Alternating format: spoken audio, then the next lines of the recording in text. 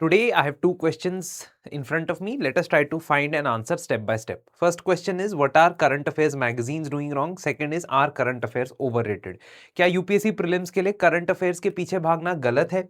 अब ये ना बहुत वन वर्ड आंसर नहीं है, इसके लिए हमें थोड़ा सा डेप्थ में जाना पड़ेगा और उसको समझने के लिए पहले मैं डिस्कस करना चाहूंगा एक सवाल कि क्या करंट अफेयर्स ओवररेटेड है या करंट अफेयर्स की चिंता करना गलत है? गलत नहीं है ना। करंट अफेयर्स ओवररेटेड इसलिए नहीं है क्योंकि 20 से 25% at least at the very least of the paper prelims का जो होता है वो इसमें से आता है और वो आपके लिए कट ऑफ क्लियर करने के लिए इंपॉर्टेंट हो सकता है। लेकिन क्या आपको परेशान होने की जरूरत है या पैरानोया होने की जरूरत है, टेंशन में आने की जरूरत है? इसके लिए एक बार देखते हैं कि पिछले पेपर्स में कहां से क्वेश्चंस या कौन कौन से सोर्सेज जो है यूपीएससी पिक करता है। जैसे मैं 2025 की यदि एग्जांपल लेता हूं, 2025 में यूपीएससी ने सवाल पूछा राष्ट्रीय गोकुल मिशन पे। अब हर साल कभी ना कभी प्रेस इंफॉर्मेशन ब्यूरो पे कोई ना कोई आर्टिकल जरूर आता होगा राष्ट्रीय गोकुल मिशन के ऊपर, ठीक है। अब मैं ये कहूं कि पूरा का पूरा पीआईबी आपने ट्रैक करना है, becomes a very difficult task. Same way Lokpal ने अपना पहला फाउंडेशन डे मनाया, ये पीआईबी प्रेस इंफॉर्मेशन ब्यूरो में भी आया, न्यूज़पेपर में भी आया होगा, है ना। डेफिनेटली आया था because I covered it as well. अब अगर आप देखोगे कि ये वाला क्वेश्चन जो क्वेश्चन पूछा गया था about pardoning power in comparison with Indian president and US president, उसका ट्रिगर बेसिकली ये वाली न्यूज थी जो दिसंबर 2024 के अंदर आती है, जिसमें जो बाइडेन कहते हैं कि मैं अपने बेटे को माफ कर रहा हूं, है ना। तो उनकी पार्डनिंग पावर के बीच में कंपैरिजन, सुप्रीम कोर्ट की जजमेंट जो जुलाई 2024 में आती है, उसकी वजह से स्टेट गवर्नमेंट और सेंट्रल गवर्नमेंट के बीच कौन से मिनरल्स को लेकर कानून बनाने की पावर है, इससे रिलेटेड सवाल आता है, ठीक है। सेम वे 2025 के अप्रैल महीने में सुप्रीम कोर्ट की जजमेंट गवर्नर और उनकी वीटो पावर के बारे में आती है, तो गवर्नर के बारे में स्टैटिक क्वेश्चन आता है। यह हम प्रिज्यूम कर सकते हैं कि ये static which is derived from current affairs है ना, static which is derived from current affairs है। और पॉलिटी में तो खास तौर पे ये बहुत ज्यादा मैटर करता है। अगर हम बाकी सब्जेक्ट्स की बात करें, पिछले कुछ पेपर्स पे जाएं, है ना, फॉर एग्जांपल 2023 की एग्जांपल लेते हैं। मार्च 2023 में ये विगल डांस वाला आर्टिकल द हिंदू न्यूज़पेपर में आता है, सॉरी वैगल डांस वाला, और यही फिर क्वेश्चन प्रीलिम्स 2023 में देखने को मिलता है। 2020 में सोशल कॉस्ट ऑफ कार्बन के ऊपर सवाल आता है और डाउन टू अर्थ मैगजीन के अंदर ये कवर्ड है। पर डेट देखो, डेट बहुत पुरानी है, 2018। तो क्या आपको 2 साल के करंट अफेयर इसकी वजह से पढ़ने चाहिए? क्योंकि एक बार ऐसा सवाल आ गया, there are all lot of things which I will discuss here. अब यूपीएससी 2022 के अंदर ग्रीन वॉशिंग का सवाल आता है। Green washing was their article on 16 Feb 2021 in Down to Earth magazine। इसका मतलब ये तो डुएबल है, क्योंकि 2022 का जो प्रीलिम्स होगा उससे 18 महीने यानी जनवरी 2021 से लेकर की जो न्यूज है उसके अंदर ये जरूर होना चाहिए, है ना, पढ़ा होना चाहिए। साइंस एंड टेक की बात करता हूं। साइंस एंड टेक में 2025 के प्रीलिम्स में ये फ्यूल्स के बारे में पूछा गया, रॉकेट प्रोपेलेंट्स के बारे में पूछा गया, और जून के अंदर ये न्यूज़पेपर में खबर आती है, ठीक है। मेजोराना चिप के बारे में ऑलमोस्ट सभी करंट अफेयर मैगजीन्स ने कवर किया था, ठीक है, because I have also prepared for the exam, I have seen multiple magazines, they have covered Majorana chip, और कि वो अमेजॉन ने नहीं बनाई थी, माइक्रोसॉफ्ट ने बनाई थी, so on and so fourth.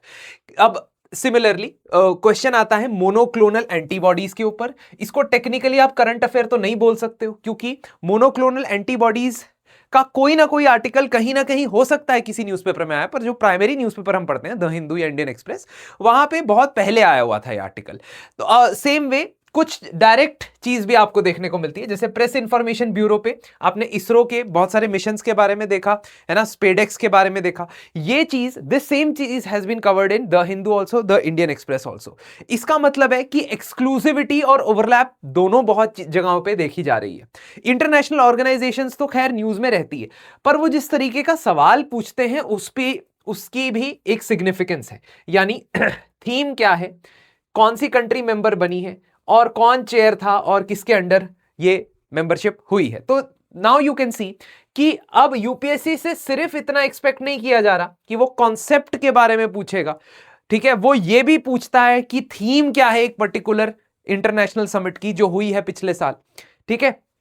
Coming back to once again ये वाला क्वेश्चन जिसमें यूपीआई कौन सी कंट्रीज के अंदर एक्सेप्ट होता है, तो उसके बारे में भी प्रेस इंफॉर्मेशन ब्यूरो का आर्टिकल है ना। ये वाली जो countries These are technically not really places in news, है ना?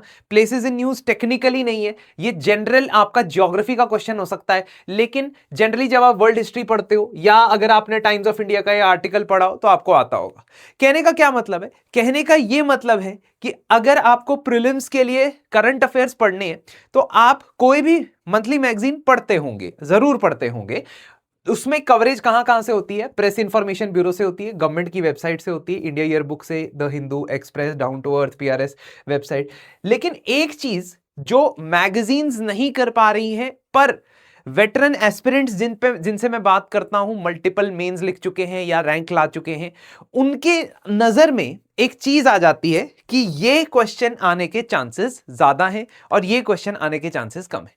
ये एक्सपीरियंस हमने भी कहीं ना कहीं पास्ट में मिस किया। और प्रीलिम्स के पर्सपेक्टिव से अगर देखा जाए, if I see from the perspective of prelims, वो जो रेजर शार्प फोकस हमें देना है कि कौन से टॉपिक्स आएंगे कौन से नहीं आएंगे, वो अब हम दोबारा से री इन्विग्रेट होके स्टूडेंट्स के लिए लेके आए, because we saw this gap is there in the current affairs magazines that are there in the market and what students are getting. अब पहला गैप मुझे लगता है कि बहुत सारी चीजों को लिख देना किताब के अंदर या मैगजीन के अंदर कि ये भी आएगा, ये भी आएगा, ये भी आएगा करके बहुत ज्यादा इलैबोरेट एक लिस्ट ऑफ टॉपिक्स बना लेना और फिर बाद में ये कहना कि ये इसमें से आया था जी, उसमें से आया था, becomes a very problematic exercise, है ना। और ये एक्सरसाइज जो है वो लिमिटेड क्वेश्चंस के ऊपर ठीक लगती है, लेकिन अगर आप ये सोचने लग जाएं कि मैं स्प्रे कर देता हूं जितने ज्यादा टॉपिक है ना, मैं ये सभी आर्टिकल्स जितने भी द हिंदू, इंडियन एक्सप्रेस में आए हैं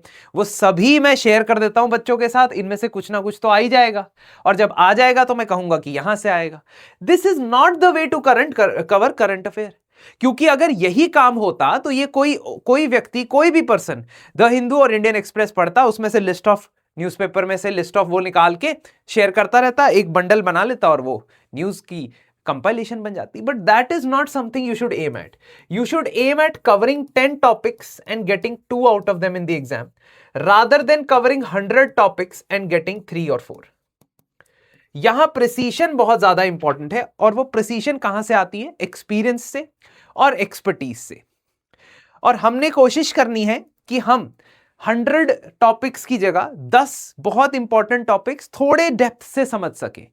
डेप्थ क्यों बोला मैंने? क्योंकि आप देखो क्वेश्चन कैसे आ रहे हैं, they are actually going in depth of the particular programme.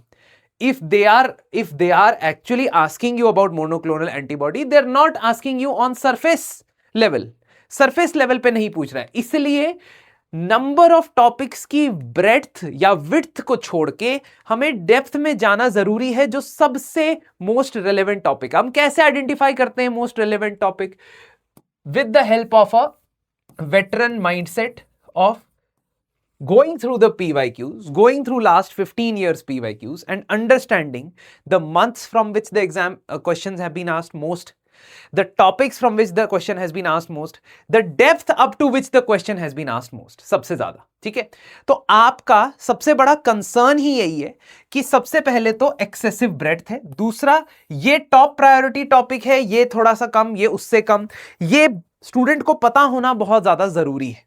And lastly ये स्ट्रैटेजी कि इतना पढ़ लिया है तो कुछ तो आएगा ही एग्जाम में, this can not be something that we can force our students to go with, है ना। इसीलिए हम भी time and time again we have thought about creating a particular program जिससे करंट अफेयर्स के अंदर आपकी जो प्रिपरेशन हो वो आपको एग्जाम रेडी बनाए, प्रोफिशिएंट बनाए in current affairs, rather than covering the name of the topic and small info. क्योंकि यूपीएससी में जिस डेप्थ का सवाल आता है उसमें उस टॉपिक के बारे में इन एंड आउट पता होना चाहिए। दूसरी प्रॉब्लम करंट अफेयर्स के अंदर as far as the magazine is concerned वो क्या है? वो ये है कि सब्जेक्ट का जो फैकल्टी है वो अगर करंट अफेयर्स आपको पढ़ाए तो वो उसको स्टैटिक से इंटीग्रेट कर देता है, जबकि अगर आप जेनेरिक करंट अफेयर्स पढ़ते हैं वो नॉलेज के लिए अच्छा है, ज्ञान प्राप्ति के लिए अच्छा है, लेकिन एग्जाम पॉइंट ऑफ व्यू से it becomes a very difficult task to actually score marks from that particular topic. इसी वजह से एपिक कोर्स के अंदर, extreme proficiency in current affairs course के अंदर, what will happen is that we will provide filtered current affair, ताकि आपको खुद से वो फिल्टर ना लगाना पड़े कि ये ज्यादा इंपॉर्टेंट है, ये कम इंपॉर्टेंट है और ये बाद में लास्ट में करेंगे। उसकी क्लैरिटी हम आपको प्रोवाइड करने वाले हैं कि किस तरीके से आपको प्रायोरिटाइज करना है। In fact I would go on and suggest कि जो प्रोग्राम डिजाइन किया है उसमें क्लासेस भी इस तरीके से रखी हैं कि जो सब्जेक्ट्स करंट अफेयर के लिए इंटेंसली रिक्वायर्ड है या इंटेंसिव करंट अफेयर्स उसमें है, उसमें we have kept a lot of classes. तो आप सबसे पहले तो लाइव क्लासेस के थ्रू सिर्फ टारगेटेड फोकस्ड प्रीलिम्स की प्रिपरेशन करोगे, तो क्लास के अंदर आपका स्टैटिक के साथ कनेक्ट करके, आपको पीवाईक्यू के साथ कनेक्ट करके आपको करंट अफेयर्स पढ़ाए जाएंगे। उसके बाद जो आपको कंटेंट मिलेगा, it will be concise, it will be precise, it will not be elaborate at all. More importantly, you will get a lot of master compilations, whether it is judgments, whether it is index ranking report, whether it is protected areas in news, whether it is species in news, whether it is places in news. You will get prioritized topics listing, है ना? तो जो PDF होगी उसमें compilation होगी of these things, which will be listed at one place, so that before the exam, just before the exam, last minute revision LMRs के through आप कर सको। 2 से 2.5 महीने के अंदर टारगेटेड 25 से 30 क्वेश्चंस को टारगेट करने के लिए हमने ये प्रोग्राम आप लोगों के लिए लेके आए हैं, because we found that this particular ocean of current affairs is actually creating a problem of plenty amongst the students. And that is precisely the reason why I think that you should visit the website once. एक बार देखो कि किस तरीके से हमने कोशिश की है प्रीलिम्स 2026 के लिए आपकी holistic preparation of current affairs कराने की, ताकि आपको इस वाले के लिए, इस टॉपिक के लिए कहां से पढ़ूं, उस टॉपिक के लिए कहां से पढ़ूं, ये कंपाइलेशन कहां से करूं, है ना, ये सब करने की जरूरत नहीं है। इसमें मैंने ये भी इंश्योर किया है कि मैं government schemes and India yearbook, है ना, के लिए स्पेसिफिकली आपको कहीं और कुछ और कंपाइलेशन ये वो पढ़ने की जरूरत नहीं कि ये फंस जाएगा, है ना, ये आ जाएगा या ये हो सकता है आ जाए, इस तरीके से पढ़ना नहीं है आपको, क्योंकि whatever will be given will be targeted, will be filtered, will be specifically from prelims perspective. So you can see the link below the video, link है कोर्स के लिए। एंड मोर इंपॉर्टेंटली हमारे जो इनिशिएटिव्स यूट्यूब पे है वो आपको समझने की, प्रॉब्लम आपका एफर्ट नहीं है, आपका डिसिप्लिन नहीं है, प्रॉब्लम है फ्रेमवर्क के अंदर पढ़ना, ठीक है, क्योंकि तैयारी स्प्रेड होती है, तैयारी को समेटना, कोलेट करना, ये जिम्मेदारी हम लेने की कोशिश करते हैं, है ना। So the program has 4 steps in built, ठीक है, clearly prelims specific, prelims oriented, जितना डेप्थ में उतरना है वो हम ऑलरेडी एनालाइज कर चुके हैं, उसी के बेसिस पे आपकी मदद करेंगे, पीवाईक्यू से अलाइंड रहेंगे। ऐसा ना हो कि आपको लगे कि यार ये सोशल जस्टिस में हम पहले स्कीम के बारे में पूछा गया और वो स्कीम इधर कवर्ड नहीं है, ऐसा नहीं होगा।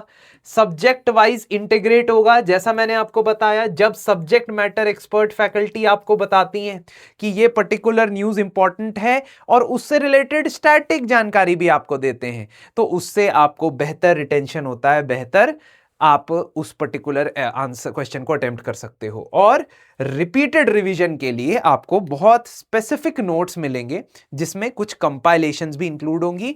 Listing has always worked for me, for lots of candidates while doing the last minute revision, so that same thing will be done. For example, जो भी अथॉरिटीज, बॉडीज या काउंसिल्स इन न्यूज होंगी उनको भी कंपाइल करके दूंगा। Last year I remember ये जो CDS के बारे में सवाल आया था या एक और संस्था के बारे में सवाल आया था, वो हमने 40 से 45 अथॉरिटीज और बॉडीज को कंपाइल करके ही बनाया था।